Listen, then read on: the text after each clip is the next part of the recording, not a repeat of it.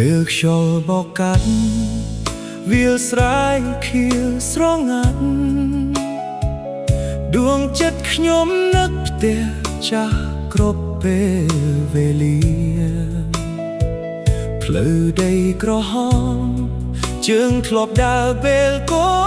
មារស្នាមញញឹមឪពុកម្ដាយនៅចាំក្នុងចិត្តទោះឆ្ងាយប៉ុណ្ណាចិត្តមិនដែលភ្លេចក្លិនស្រូវថ្មីនិងសំឡេងសប្បុរសអនុស្សាវរីយ៍ទាំងនោះនៅតែរស់ក្នុងបេះដូងហៅឲ្យខ្ញុំវិលទៅរកផ្ទះវិញស្រុកកំណើតអើយខ្ញុំនឹកអ្នកណាស់ទីកន្លែងដែលផ្ដល់ក្ដីស្រឡាញ់ដំបូងទោះជីវិតនាំឲ្យខ្ញុំទៅឆ្ងាយប៉ុណ្ណាបេះដូងខ្ញុំនៅ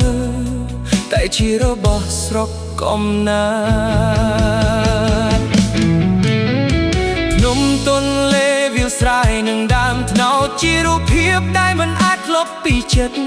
ថ្ងៃណាបានវិលត្រឡប់ទៅជន់ដីនោះវិញខ្ញុំនឹងញញឹមដូចថ្ងៃនៅកុមារភាព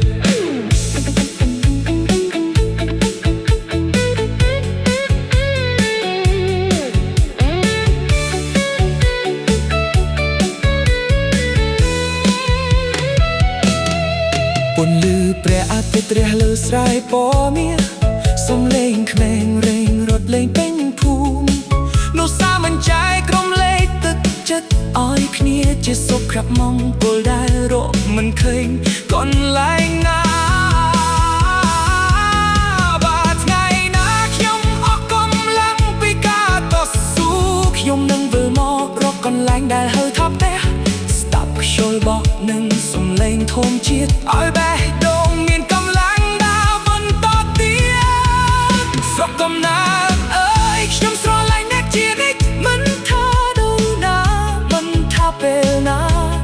ជាក្នុងខ្លួនខ្ញុំកើតពីដីនេះស្រុកកំណើត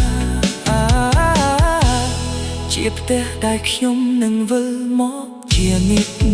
ច